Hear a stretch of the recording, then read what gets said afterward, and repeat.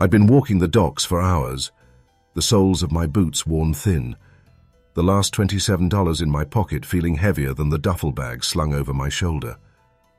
The harbor was a mess of diesel fumes, salt, and the stench of old fish, but to me, it was the only place left that might offer a way out. I lost my apartment a week ago. I was out of options, out of luck, and almost out of hope. That's when I saw the boat.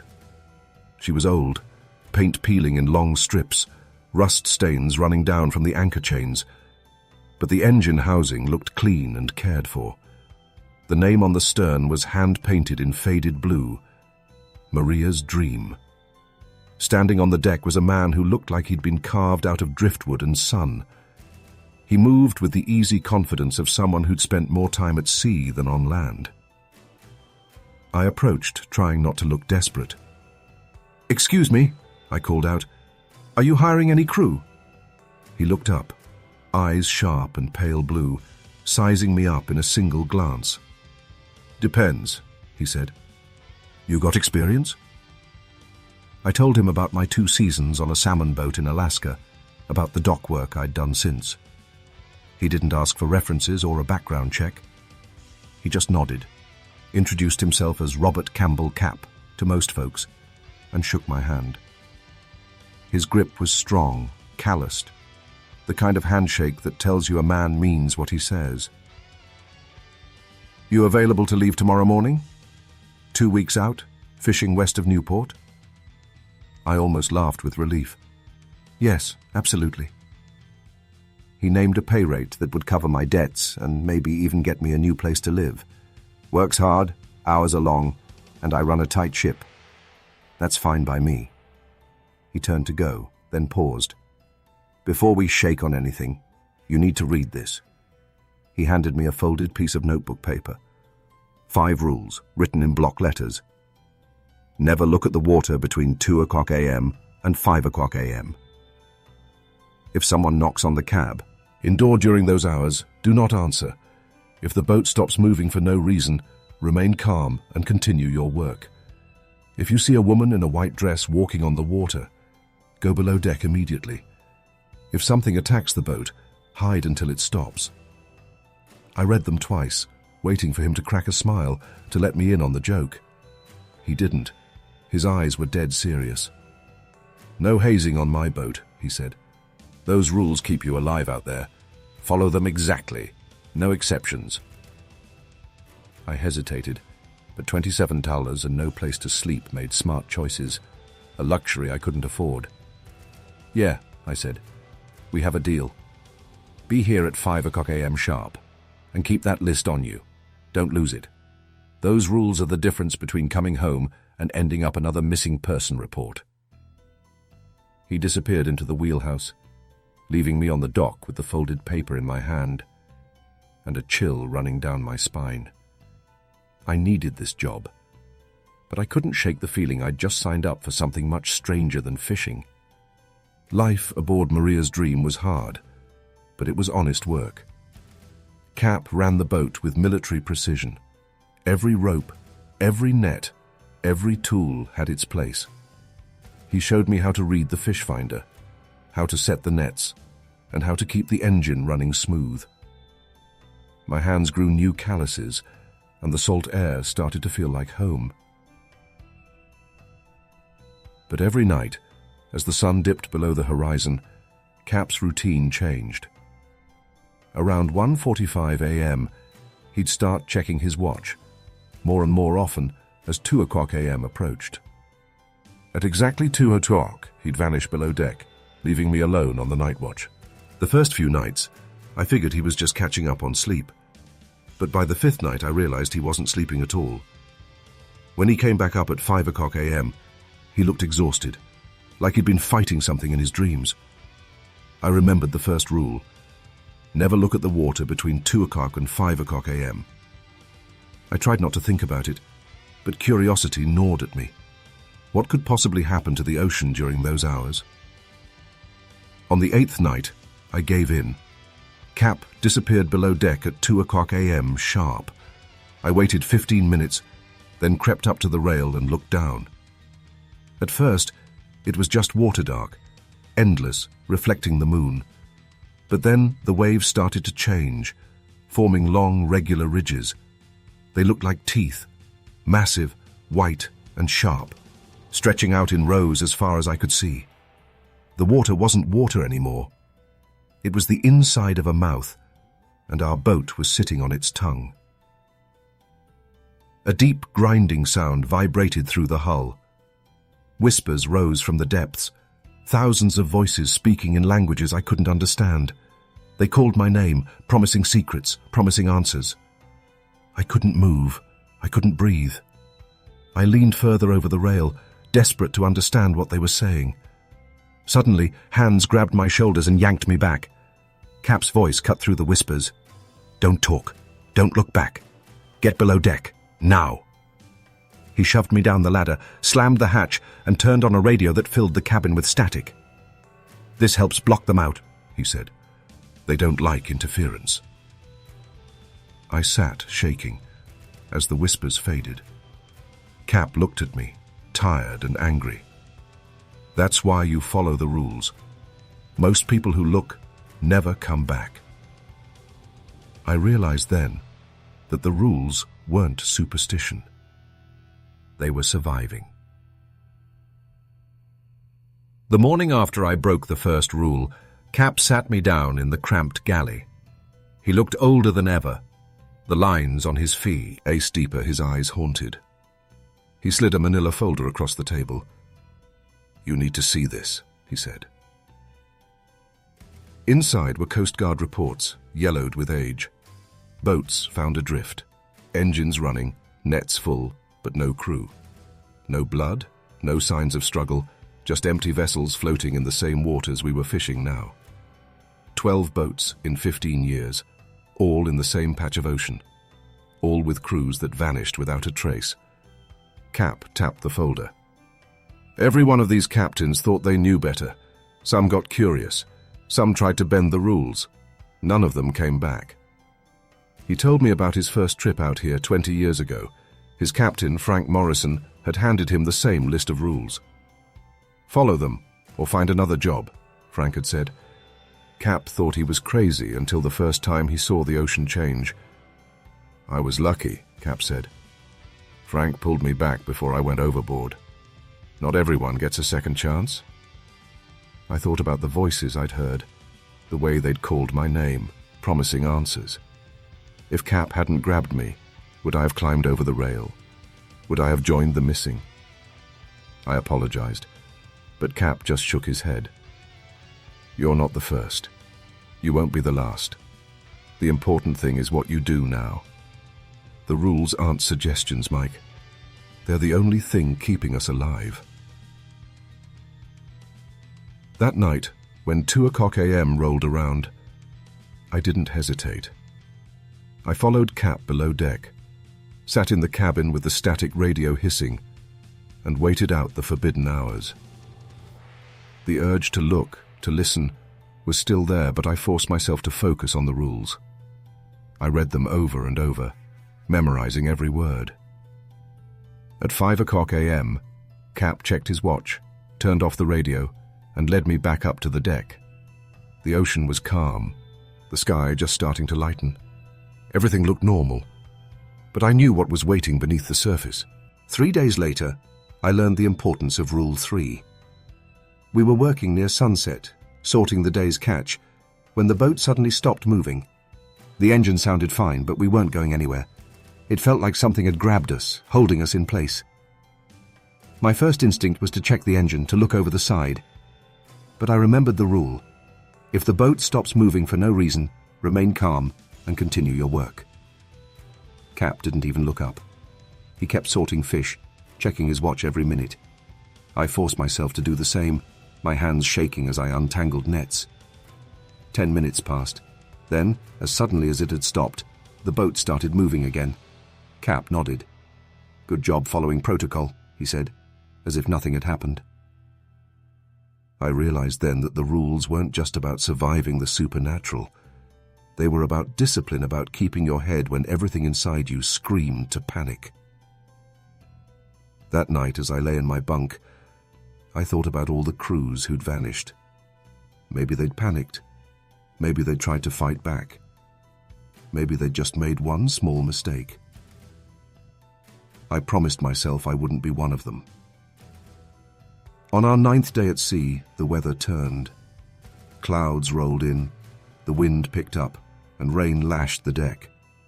Cap adjusted our course, riding with the swells, and we worked together to secure everything that could break loose. I was coiling rope near the stern when I saw her. At first I thought it was a trick of the light, a flash of white in the storm. But then I saw her clearly, a woman in a long white dress, walking across the water as if it were solid ground. Her hair was dark, loose around her shoulders, and her dress never seemed to get wet, even as rain poured down. She moved toward our boat, her steps slow and deliberate. I felt a surge of panic. Someone was out there, in the middle of the ocean, in the middle of a storm. My first instinct was to call out, to help. But then I remembered Rule 4. If you see a woman in a white dress walking on the water, go below deck immediately. I dropped the rope and ran for the cabin. "Cap!" I shouted. "We need to get below deck. Now." He didn't ask questions. He hit the autopilot, grabbed a radio, and followed me down the ladder. He locked the hatch behind us, pulled down blinds over every window, and sat down, breathing hard. "Now we wait," he said. "No matter what we hear, we don't look outside." The storm raged above us, but beneath the wind and rain, I heard footsteps on the deck, light, careful, moving from bow to stern. Sometimes they stopped near a window, and I heard gentle tapping, soft, patient, like someone asking to be let in. Cap checked his watch, his face pale. The footsteps circled the boat, stopping at every window and door. The tapping grew louder, more insistent, but never angry. Just patient. For nearly an hour, she walked her path. Sometimes the footsteps stopped for long minutes, and the silence was worse than the sound. I fought the urge to peek through the blinds, to see if she was still there. But I remembered the teeth in the water, the voices calling my name. I kept my eyes down, my hands clenched tight. Finally, after almost an hour, the footsteps stopped. We waited another 10 minutes before Cap checked the windows. When we finally emerged, the storm had passed, but the deck was covered in wet, bare footprints circling every window, every door. "She was looking for a way in," Cap said. "They always are, but the rules work, as long as you follow them." I stared at the footprints, realizing how close I'd come to breaking the rule, how close I'd come to joining the missing. 2 nights after the woman in white circled our boat, I learned what Rule 5 was really for. We'd just finished a late meal, the kind of heavy, greasy food that keeps you warm on cold nights at sea. Cap was cleaning up in the galley, and I was jotting notes in my battered journal, trying to make sense of everything I'd seen. The rules, the voices, the footprints, they all felt like pieces of a puzzle I wasn't sure I wanted to solve. That's when something slammed into the hull. The impact rattled the entire boat, sending dishes clattering and making the lights flicker. Before I could react, another blow struck from the opposite side, then another from directly below. The boat rocked violently, and I heard the unmistakable sound of claws scraping against steel long, slow, deliberate. Cap's face went pale. He dropped everything and grabbed my arm. "Robert's quarters. Now. Rule 5. We rushed to his cabin, locking the door behind us. Cap checked the single porthole, making sure it was covered and latched. The attacks continued, each one harder than the last. The scraping grew louder, metal shrieking as something tried to tear its way inside. I could hear whatever was out there moving around the hull, testing every inch, every seam. Sometimes it sounded like one creature, sometimes like many. The boat shook with every hit, and the air inside the cabin felt thin and cold. "How long does this last?" I asked. my voice barely steady. Cap checked his watch. 5 minutes. Never more, never less. The next 5 minutes felt like an eternity. The attacks grew more frenzied, the scraping more desperate. I could hear metal bending, rivets popping, the hull groaning under the strain. Through it all, Cap sat perfectly still, eyes on his watch, breathing slow and steady. I tried to do the same, but my heart was pounding so hard I thought it might burst. I wanted to scream, to run, to do anything but sit and wait. But the rules were clear. If something attacks the boat, hide until it stops. At exactly the 5-minute mark, the attacks ceased. The silence was so sudden it made my ears ring. We waited another 10 minutes before Cap unlocked the door and led me back to the main cabin. The next morning, we went on deck to inspect the damage. Deep gouges ran along the hull, some nearly cutting through the steel. The marks were too big, too deep to be made by any animal I knew, but the damage stopped just short of breaking through. My last crew didn't follow the rules, Cap said quietly, running his fingers along a fresh gouge. Some tried to fight back. Some tried to run. None of them made it. I stared at the marks, realizing how close we'd come to disaster. The rules weren't just about surviving the supernatural. They were about surviving yourself. About fighting the urge to act when the only thing that would save you was to do nothing at all. That night, as I lay in my bunk, I listened to the creaks and groans of the boat, wondering what else was out there, waiting for us to slip up. I clutched the folded paper in my pocket, the rules now burned into my memory. I knew now that every line had been written in blood. By the 13th day, I'd stopped thinking of the rules as superstition. They were law, unbreakable, absolute. I checked my watch constantly, timing every task, every meal, every moment of rest.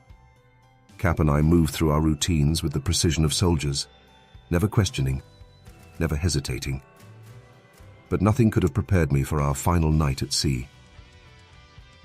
We went below deck at exactly 2:00 a.m. as always. Cap set up the static-filled radio, and I took my usual spot at the table, trying to steady my nerves. I told myself it was just another night, just 3 more hours until dawn. Then the knocking started. It wasn't the 3 soft knocks I'd been warned about in Rule 2. This was relentless pounding, furious, as if someone was trying to break the door down with their fists. The sound filled the cabin, drowning out the radio, making the walls vibrate. Cap's face went tight. He checked his watch, then looked at me. "This isn't normal," he said. "Stay calm. Stick to the rules." The pounding grew louder, more desperate. I could hear the wood starting to splinter, the hinges straining. Then the boat stopped moving just like before, but this time, the stillness was accompanied by violent rocking, as if something massive was circling us, making waves that slammed into the hull from every direction. Footsteps raced across the deck above us fast, frantic, not the slow, patient steps of the woman in white. Scratching sounds joined the chaos, claws or fingernails dragging across the wood. Then the whispers started. At first they seemed to come from outside, but soon they were inside the walls, inside my head. Voices, dozens of them, all calling my name, all promising things I desperately wanted to hear. Cap moved quickly, checking every window, every latch. "They're testing us," he said. "Final night. They always tried to break you last night." I peeked through a crack in the blind and saw the woman in white. But this time she wasn't alone. 3, 4, 5 figures in white dresses circled the cabin, their faces blurred, their hands pressed against the glass. They beckoned, mouthing my name, drawing glowing shapes on the windows. The pounding on the door grew so loud I thought it would break. The scraping below became a constant shriek. The whispers filled my mind, drowning out my own thoughts. Cap and I worked together, reinforcing every lock, every latch, every barrier. We moved with a kind of desperate calm, our hands steady, even as the world outside tried to tear us apart. "How?" Long? I shouted over the noise. Cap checked his watch. 2 hours, 18 minutes. I pressed my back against the wall, counting every second, every breath. The rules weren't just about survival anymore. They were a test of will, of discipline, of whether I belonged in this world or not. As the minutes crawled by, I realized I wasn't just surviving. I was learning. I was becoming something new, someone who could face the impossible and not break. At 5 a.m. exactly, everything stopped. The silence was absolute. Cap waited 10 minutes before opening the hatch. When we stepped onto the deck, the damage was everywhere. Claw marks, footprints, shattered wood, but we were alive. Cap looked at me, pride and relief in his eyes. "You made it," he said. "Not everyone does." I looked out at the calm, endless ocean, the sun rising on the horizon. I wasn't the same man who'd stepped onto this boat 2 weeks ago. I'd faced the darkness and survived. But I knew deep down that the rules would follow me for the rest of my life. The morning after the final night, Maria's dream felt like a different boat. The sun was rising, painting the sky in gold and pink, but the deck was a battlefield.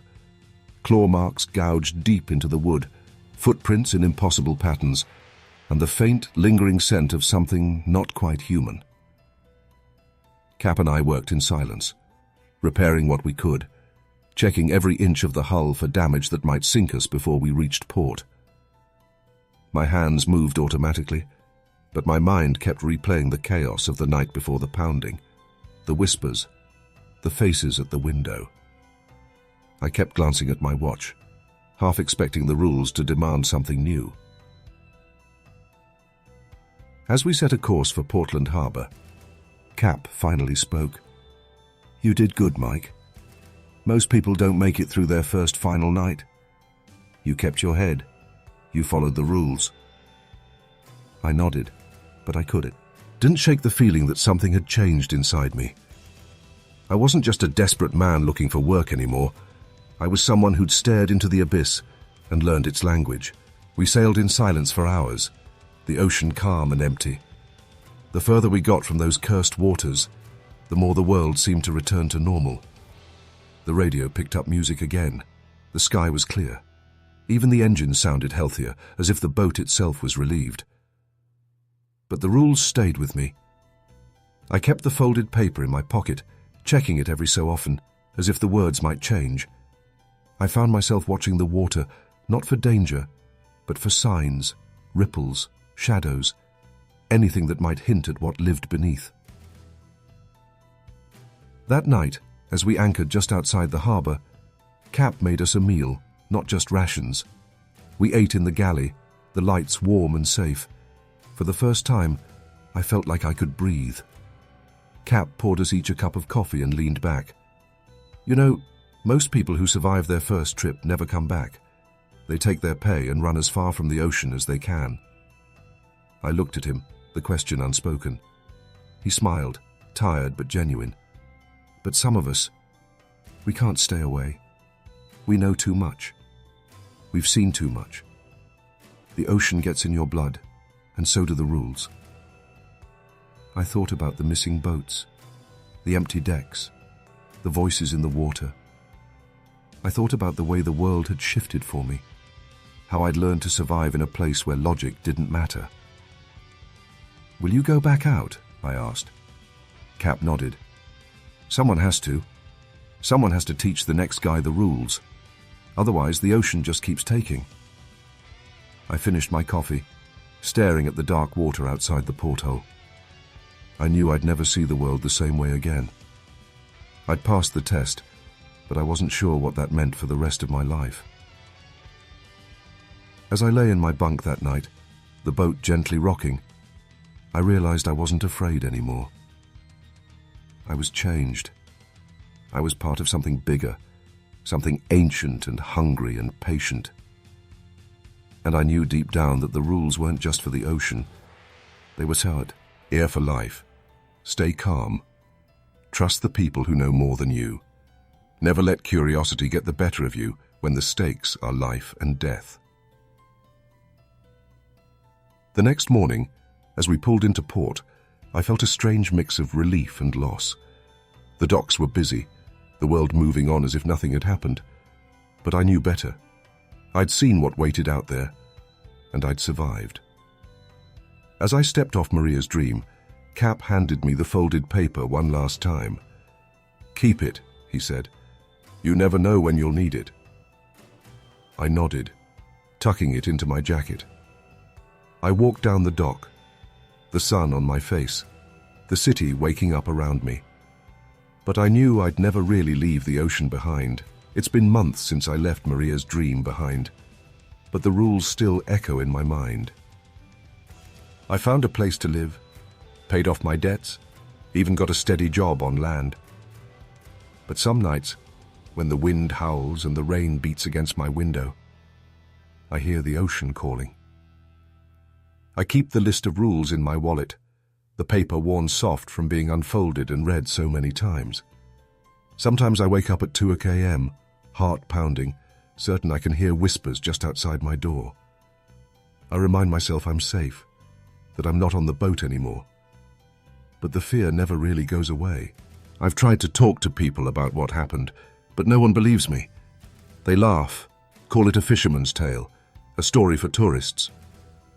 But I see the look in Cap's eyes in other old sailors, the ones who sit at the end of the bar and never talk about their time at sea. They know. They've seen things too. Sometimes I walk down to the docks just to watch the boats come and go. I see new faces, young and eager, looking for work. I want to warn them, to tell them about the rules, but I know they wouldn't listen. You can't understand until you've seen it for yourself. One evening, as the sun was setting, I saw Cap again. He was prepping Maria's Dream for another trip, a new crew loading supplies. He caught my eye and nodded, a silent understanding passing between us. I knew he'd give them the rules. I hoped they'd listen. I stood there for a long time, watching the boat disappear into the horizon. I realized I missed the challenge, the fear, the sense of being part of something bigger than myself. I missed the feeling of surviving when everything wanted me gone. But I also knew I'd earned my place among the few who'd made it back. The rules had saved me, but they'd also changed me. I was stronger, sharper, more aware of the dangers that lurk just out of sight.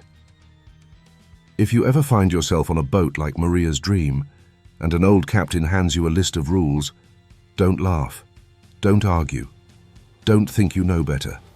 Just follow them, every word, every time.